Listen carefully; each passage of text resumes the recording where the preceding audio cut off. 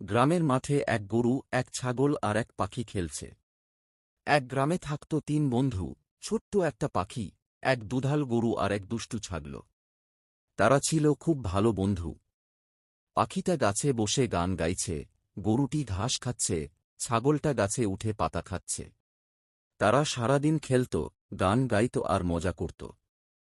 দৃশ্য, হঠাৎ আকাশ কালো হয়ে যাচ্ছে, চারপাশে ঝড়ের শব্দ। একদিন হঠাৎ আকাশ কালো হয়ে এল। শুরু হল ভয়ঙ্কর ঝড়। ঝড়ে পাখিটার ছোট্ট বাসা উড়ে যাচ্ছে, পাখি ভয়ে কাঁদছে।